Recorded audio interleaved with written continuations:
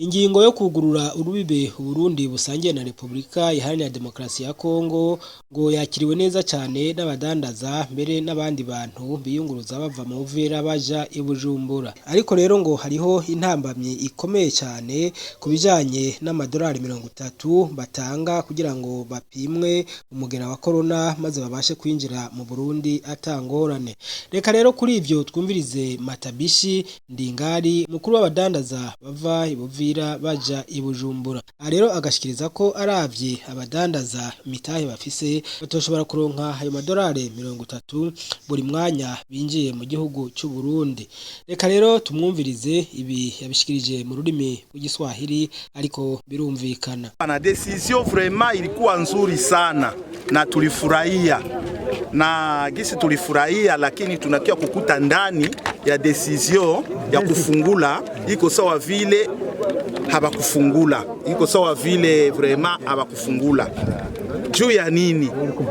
Je explique habakufungula juu ya nini? Mpaka iko wazi ile kusema dolari 30. Ile dolari 30 sorti moya ni 100,000 francs. Kwa baba mama benye tunatumika nabo, huko mtu anatumika na 60,000 francs. Anaenda Bujumbura Masioni anarangua vitu vya 60,000, anakia kuujisha hapa. Kisha kuujisha hapa anapata faida ya 5,000 au 6,000. Bo, 12 heures tena anarudia. Donc anaweza kufanya umwe 3 rotation kwa siku moja. Iko naenda anarudia 3 rotation. Sasa ile 3 rotation apate kwanza $90 ya kulipa teste, vraiment ile tunaona kama inatushinda sana. Tungeomba gouvernement ya Burundi itusaidie na yenyewe itusaidie iweke ku $5 mu siku 14. Mwa ile siku 14 mtu anaweza kujitahidi, anapiganisha mwa ile siku 14 anapata faida na ana reserve tena ya kulipa après ile siku 14 nyingine. Kukote ya Kongo hakuna problem. Kote ya Kongo banaweka $5. $5 siku 14. Kwa Burundi na yeye mwenye haiko national ni ile habakuweka national hivi au étranger hivi. Uwe étranger uwe national nye bote ni 10,000 francs mu valeur ya $5. Sasa naona kama mtusaidie kama media, mtufikishie hizi habari. Hatuseme kama ni kuomba, tunaomba ombi ku gouvernement ya Burundi itusaidie. Kuiko mingi. Ukiweka transporo na nini vraiment peut-être mwenye ataenda kule ni mgonjwa ndio ataenda juu hakuna ingine ya kufanya, lakini hapa bafanya biashara badogo hata ba Burundi tuko tunabaona banatoka huku banakuya na marowe bako wanachuruza marowe mabitu gani ubitu budogo kukichwe. Bale ba biashara bidogo vraiment bange ba comprendre. Tunaona sie sawa vile $5 kwa 14 jours. Hata kama iko na churuza ile marowe anaweza jiadapte mwa ile 14 jours anapata ingine $5 yenye talipa. Abakenyezi bibuvira nabo badandariza mu isoko kwa Sioni ahanini ngo bakadandaza ibijanye n'imboga. Bakavuga rero ko umutahe bafise utanangana nayo mafaranga boriha mu kugira ngo bapimwe umugera wa corona babashe kwinjira mu gihugu cy'u Burundi. Bagasaba rero ko iyo ngingo yosubirwamwo ayo mafaranga akagabanywa nariryango abaja muri Kongo bobo bavuye mu Burundi barihishwa amadolari 5 yonyene.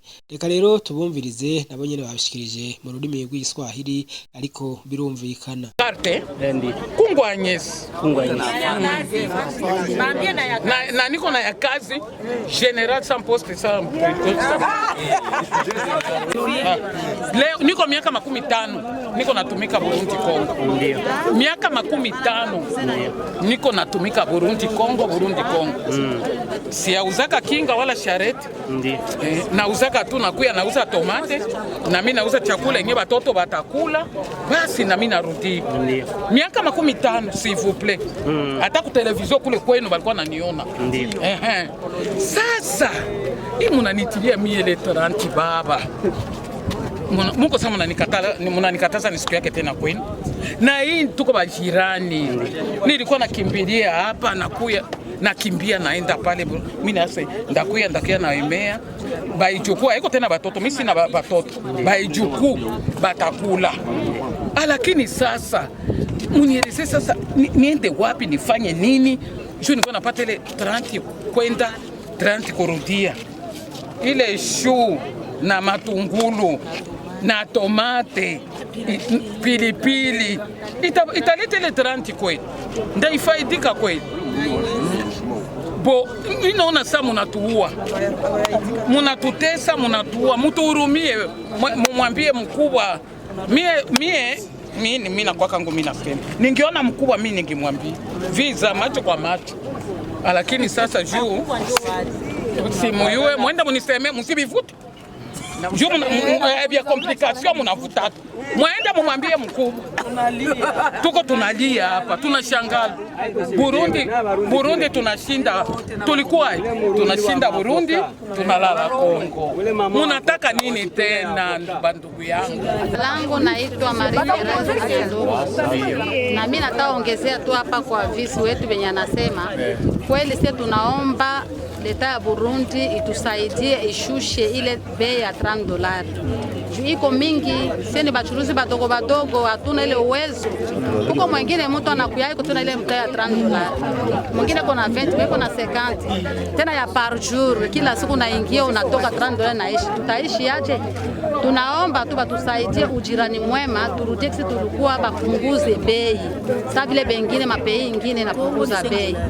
Batusaidie njo ombi letu sisi bachuruzi badogo badogo. Eka n'uyu munyeshuri yiga i Bujumbura ava i Buvira arasaba yuko ayo madorare yogabanywa kugira ngo uruja n'uruza ruborohere narirya ngo uburyo bafise atari kirenga. Jana inaitwa Frank niko Kongole. Frank, wakati unasikia frontiere inafunguliwa leo unajisikia? Vraiment nilisikia très bien, mais inatuumiza sana ni bei walituambia sasa kupita content $30, pourtant chez banafunzi natuua sana. Juu banakuwa quelquefois tunatoka Bujumbura tutasoma Burundi, tunatoka Bujumbura na kia Kongo, tunachukua hela sasa kupita bila vigumu na kazi zingine banatutenda vraiment. Tungeomba president wa Bujumbura atusaidie sana, tushushe bei, atusaidie tumage, tunamuomba s'il vous plaît kwake. Kama atasikia hivi neno vraiment tunamuomba sana. Sio mimi pekee naumia, batu wengi wanaumia juu ya bei sana. Aho ku mupaka n'ivyahavuye vyoroha, abaja muri Kongo nabo bahavuye badugirizwa ko amafaranga bitewe nuko mu Burundi naho barihisha ayatari make. Rero ngo baja muri Kongo bari basanzwe bariha amadorare 5 yonyene, ariko ngo yaciye aduga bayashira ku 10. Reka twumvirize uyu Murundi kazi yari muri Kongo yariko arataha ingene vyamugendekeye. Basayimana Chantal. Yego Chantal, wowe Murundi kazi mbega uba muri Kongo canke bimeze gute ko tukubonye ngaha ku mupaka? Oya, je simba muri Kongo, je ndi Murundi. Gusa batwugariye ko tuje kuramukanya ngaho ibuvira, araheze umwaka n'amezi 3. Uno munsi rero buguruye urubibe tukubonye ngaha, byanse kurengana bimeze gute? Je kuva mu gatondo namye ngaha, byasiko ndengana. Hari abamaje kutugumiza hari ngo abarundi no bananye ngo mpaka ngo $30. Hari naho bavuga ati twe twarorohereje abantu bari $5 gusa, kandi bakagenda bakamara imisi 14 niho yo garanti ico gipimo cyabo gihera. Ariko ngo bo abakongomani bajino bari $30. Urumva ugize retour biba biheranye, usubiye kandi uri izindi $30. Rero dushitse ngaho cyo duhura n'ibibazo. Urumva buri muntu wese yambaye teni w'umukongomani ngaho amuha amafaranga, nyimba kwatse $10, nyimba kwatse 5, nyimba kwatse 20, uramuhereza ko avuga ati utampaye nturengana. Dushitse ku gipimo cya corona batubwira ngo ni $10, kandi kare bari bavuze ngo $5. Tubabajije impamvu badugije, bavuga namwe badugije $30, ahubwo twari kubaka $50. Niko batubariye. Rero dushitse ngaha turagumya aha, kandi kugira ngo tuve haje dushika tutanze amafaranga menshi, kandi nikibazo kugira ngo ushike ngaha. Rero dushitse abafise amakaranga muntu, abatafise amasepecere, kubera buvira harabaye ikibazo cy'amazi, ibintu byose biratwagwa. Tubabwiye karanga muntu nizo dufise gusa, bavuga ngo bariko baracira ikibazo cy'abafise karanga muntu gusa. Ariko nubwo duhagaze ngaha baguma baza kudutora, bariya bahari baguma baza kudutora ngo ko mutagenda, ngo ni mwashitsi wanyu, ngo subira rero ino, kandi usubira no kuvayo kandi utanze andi mafaranga menshi. Dusaba ko bodukura ngaha bakaraba basanu baba baradusize, bakaba bari ikibazo cy'iwacu cyo karanga muntu. Aha rero umushikiranganje w'amagara y'abantu no kurwanya ikiza sida muganga Tade Ndikumana arabahumuriza akavuga ko intango yama igora, aha rero ngo hamwe n'abo vyega bagiye kuraba ko hari icyo hinduka uko nyene twari basezeraniye uno munsi kuva isaha 2 uwo mupaka wa Gatumba wuguruwe rero twabonye ko namwe mwavyiboneye ko ibikorwa biko bigenda neza bikorwa nkuko vyateguwe rero akajambo noshikiza abarundi nuko bashobora kuja muri Kongo gukora imirimo y'urudandazwa cakimwe n'abakongomani bashobora kuza ngaha atangorane rero twabonye yuko tumaze gupima barenga 85 kandi cyo tubamesha nuko iyo dusanze nuko amategeko mpuzamakungu yawe mesa bivuga iyo umuntu dusanze yaranduye naho nyene tumwirukana turamuha imiti dusanze duha abarundi rero ni ibintu byiza yuko umupaka wuguruwe utuja tubandanya turaba ingene ikobero no kumugina naho hoja inyubakwa nkizi mubona hano kugira ngo naho nyene dushobore gukora ibikorwa nk'ibi hanyuma abene igihugu bashobore kubandanya bagenderanira mugabo dukingira n'abari hagati mu gihugu kugira ngo yabujabuka yabuwinjira aba tuba twamupimye tubona yuko atamugira wa covid afise bakongomani bariko barasaba yuko ngo bagabaniriza ngo leta y'u Burundi ngo yashizeho amafaranga menshi amadolari 30 mu gihe iwabo ari amadolari 5 wabwirike ivyo wabona navyo narinzi kuko sinzi yuko hari huguruye ico naco murazi ko hariho ordonnance yashizweho ko umukono n'umushikiranganje w'igihugu ca leta cyo kimwe n'umutekano hamwe na jewe nyene rero ivyo tuzovyiga iyo ikintu cyose mutanguye kugikora mutangura mufise ico mufatirako hanyuma ico mumenya nuko ibipimo birazimvye ivyo niko abantu babizi kandi twebwe muri ayo mafaranga urumva yuko niwo dusanze agwaye tumuha imiti nayo ikabirenza nayo madolari mu kuvuga 30 rero ivyo boteza kuvyumva igihambaye nuko twe dukurikiza amategeko mpuzamakungu kugira ngo iyo umuntu usanze agwaye tamwirukana ahubwo umufata cyo kimwe n'abandi barundi baba basanzwe bari mu gihugu rero ivyo tuzobishikiriza intango yamigoye mugabo twe turimvira yuko turavye ibikoresho dukoresha z'amafaranga y'umurengera kandi murazi neza yuko abandi kuri aeroport bari amadolari 100 aha nabo bavuze ati 30 kubera imibano imeze neza nico kimwe n'ikobero nico kimwe n'ivyo babiba imugina ivyo rero twe tuzobishikiriza mugasi twebwe dufata ingingo ifatwa n'umugwi w'igihugu je gukurikirana ku munsi ku munsi ivyerekeye gukinga no kurwanya kino kiza ca coronavirus ko umushikiranganje amafaranga abanyagihugu b'abarundi baje gukorera mu gihugu ca kibanyi ca cyane n'aho bisanga Kongo bavuga ko n'umutahe muri abo batunzi bato n'umutahe wabo sangana nayo mafaranga bahaize bagasabwa ikindi kibazo bijanye n'ikiringo cy'ubwo rupapuro igihe musanze batagiye